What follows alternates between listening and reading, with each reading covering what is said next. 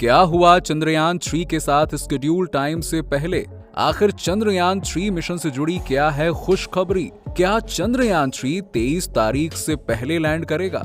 अब सफलता से कितना दूर है चंद्रयान 3 मिशन? जानेंगे दोस्तों आज के इस वीडियो में ऐसे ही सवालों के जवाब, तो बने रहिएगा हमारे साथ इस वीडियो में लास्ट तक। जैसा कि दोस्तों हमने आपको पहले ही बताया था कि चंद्रयान 3 अब इतिहास रचने के काफी करीब है, तो चंद्रयान 3 को लेकर ही अब कुछ ऐसी अपडेट्स आई हैं जिनके बारे में जानकर ना सिर्फ खुद इसरो हैरान है, बल्कि नासा और रशियन स्पेस एजेंसी भी हैरत में है। जी हाँ, ऐसे नए अपडेट्स जिनके बारे में खुद इसरो ने भी इमेजिन नहीं किया था कि ऐसा भी कुछ हो सकता है, क्योंकि ये बात सभी को शुरुआत से ही पता है कि चंद्रयान 3 को मून मिशन के लिए किसी रॉकेट के जरिए सीधा नहीं भेजा गया था, बल्कि इसे कम बजट के चलते दूसरे तरीके से भेजा गया था ताकि कम से कम ईंधन का इस्तेमाल हो।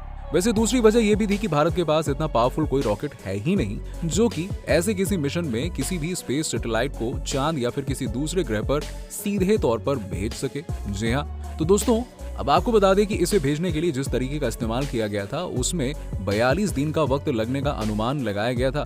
यही नहीं, बीच में कुछ शेड्यूलिंग बिगड़ने की वजह से एक दिन की देरी भी हुई थी। यही नहीं, जिस दिन चंद्रयान ने चंद्रमा के ऑर्बिट में एंटर किया था उस दिन भी रात के 12 से 1 बजे के बजाय उस दिन शाम को चंद्रयान 3 ने चंद्रमा के ऑर्बिट में एंटर किया था।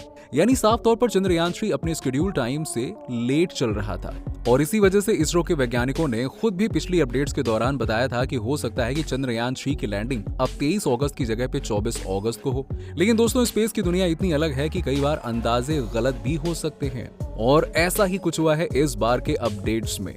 लेकिन जो भी हुआ है वो भारत के चंद्रयान 3 मिशन के फेवर में ही हुआ है, यही सबसे खुशी की बात। दरअसल दोस्तों अच्छी खबर ये निकल कर आ रही है कि चंद्रयान 3 ने चांद के ऑर्बिट में पहुंचने के बाद कई स्टेप्स काफी तेजी से पूरे कर लिए हैं, और इसी वजह से जो मिशन अभी तक लेट चल रहा था वो अब शेड्यूल टाइम से पहले होने की उम्मीद है। यही नहीं, इसरो वैज्ञानिकों का अनुमान है कि चंद्रयान 3 न सिर्फ 23 अगस्त से पहले लैंड कर सकता है, बल्कि अब इसरो वैज्ञानिक इतने कॉन्फिडेंट हो चुके हैं कि चंद्रयान 3 की लैंडिंग को लेकर वो 100% श्योर है।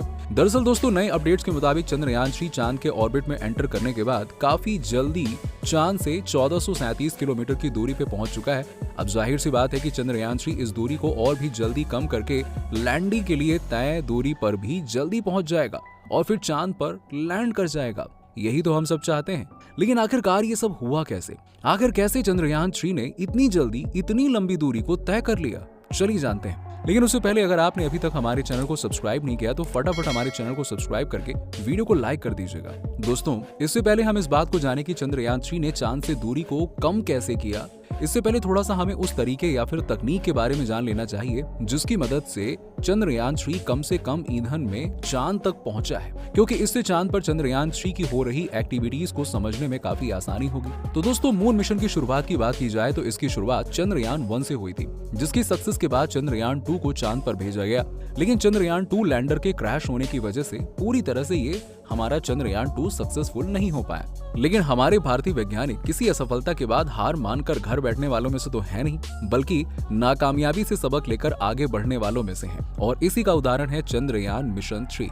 इसे 14 जुलाई 2023 को दोपहर 2:35 पर इंडियन स्पेस रिसर्च ऑर्गेनाइजेशन यानी कि इसरो ने आंध्र प्रदेश के श्रीहरिकोटा स्थित सतीश धवन स्पेस सेंटर से सक्सेसफुली लॉन्च किया था, जिसके 16 मिनट बाद इसने पृथ्वी के चक्कर लगाने शुरू कर दिए। यहाँ आपको बता दें कि इसरो ने चंद्रयान 3 को जिस LVM-3M4 नाम के रॉकेट से भेजा था वो इतना पावरफुल नहीं था कि चंद्रयान 3 को सीधे चांद तक ले जा पाता। लेकिन हाँ, इसने चंद्रयान 3 को अर्थ की ऑर्बिट में स्टैब्लिश कर दिया था, जिसके बाद चंद्रयान 3 को चांद तक पहुंचाने के लिए इसरो ने विज्ञान के दूसरे तरीके का इस्तेमाल किया, जिसके जरिए चंद्रयान 3 को कम से कम ईंधन में चांद तक पहुंचाया गया। तो क्या था ये तरीका और कैसे इससे चंद्रयान 3 को चांद तक भेजा गया? चलिए ये जान लेते हैं। दोस्तों किसी भी सैटेलाइट को चांद या फिर किसी दूसरे उपग्रह या फिर ग्रह पर भेजने के लिए अभी तक 2 ही तरीके हैं। देखिए पहला तरीका है एक पावरफुल रॉकेट के जरिए, जिसमें रॉकेट के लिए बहुत सारे फ्यूल की जरूरत होती है। ज्यादा फ्यूल का मतलब होता है ज्यादा खर्च, क्योंकि किसी भी स्पेस रॉकेट की लॉन्चिंग में सबसे ज्यादा खर्च फ्यूल का ही होता है। और यही वजह होती है कि दुनिया में ऐसे कई देश हैं जो इकोनॉमिकली इतने ज्यादा स्ट्रॉन्ग नहीं है, वो इस तरह के स्पेस प्रोजेक्ट्स में अब तक शामिल नहीं हुए हैं। यही नहीं, अमेरिका और रूस जैसे देशों में भी बजट की वजह से ही कई बार इस तरह के मिशन काफी लंबे समय तक लॉन्च नहीं किए गए। इस पहले तरीके को लेकर भारत की बात करें तो इसरो के पास हमेशा से ही बजट की तंगी रही है। इसी वजह से इसरो किसी भी प्रोजेक्ट पर काफी सोच समझकर काम करता है। जब मून मिशन का शुरुआती दौर था उस समय भी दोस्तों यही बजट की प्रॉब्लम थी। ऐसी ही मुश्किलों के बीच दोस्तों इसरो ने चंद्रयान 3 को विज्ञान के दूसरे तरीके से चांद तक पहुंचाया था। इस तरीके में चंद्रयान 3 को पृथ्वी के चक्कर लगवाए गए और इसकी स्पीड को धीरे धीरे इतना बढ़ाया गया कि ये पृथ्वी के गुरुत्वाकर्षण से बाहर निकलकर लूनर ट्रांसफर ट्रेजेक्ट्री में चला गया। तो कैसे हुआ, चलिए जरा डिटेल में जानते हैं। दोस्तों गुरुत्वाकर्षण के बारे में तो आप जानते ही हैं। पृथ्वी हर चीज को इसी की वजह से अपनी तरफ खींचती है, लेकिन अगर किसी चीज को इसके गुरुत्वाकर्षण से बाहर निकालना हो या किसी चीज को इससे बाहर भेजना हो तो उसके लिए उस चीज की स्पीड 11.2 किलोमीटर पर सेकंड यानी कि करीबन 40,270 किलोमीटर प्रति घंटा होनी चाहिए। इसे अर्थ की स्केप वेलोसिटी यानी कि पृथ्वी का पलायन वेग कहते हैं। जब ये वेग आप पकड़ लेंगे तो आप पृथ्वी के गुरुत्वाकर्षण से बाहर निकल सकते हैं। अब दोस्तों 14 जुलाई को जब चंद्रयान 3 को सक्सेसफुली लॉन्च किया गया था उस समय इसकी रफ्तार सिर्फ 36,000 किलोमीटर प्रति घंटा के आसपास थी और इसने पृथ्वी के चक्कर लगाने शुरू कर दिए थे।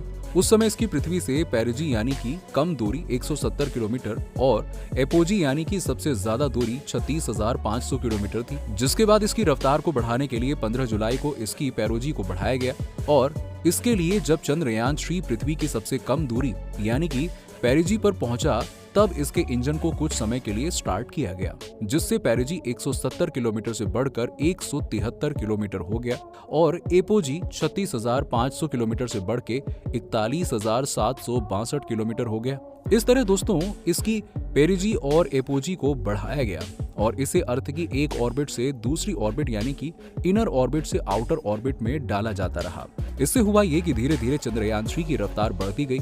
अब आपको बता दें कि चंद्रयान 3 ने 25 जुलाई को 5वां अर्थ बाउंड ऑर्बिटर मैन्युवर पूरा किया था। तब इसकी पेरिजी 236 किलोमीटर और एपोजी 1,27,609 किलोमीटर हो गई थी। वहीं इसकी रफ्तार करीबन 40,000 किलोमीटर प्रति घंटा तक पहुंच गई थी, लेकिन इसी रफ्तार को दोस्तों 40,000 किलोमीटर प्रति घंटे से ऊपर और करीबन 42,320 किलोमीटर प्रति घंटे तक बढ़ाना था ताकि चंद्रयान 3 पृथ्वी की कक्षा को छोड़कर चांद के रास्ते पर निकल जाए। इसके लिए दोस्तों 1 अगस्त की रात को जब चंद्रयान 3 अर्थ की पेरोजी पर पहुंचा तो इसके इंटीग्रेटेड मॉड्यूल को 26 मिनट तक स्टार्ट करके इसे एक स्लिंग शॉट दिया गया, जिससे इसकी रफ्तार करीबन 42,320 किलोमीटर तक पहुंच गई और इस तरह उस रात Chandrayaan 3 successfully lunar transfer trajectory में चला गया, यानी कि चांद की तरफ जाने वाले रास्ते पर चला गया।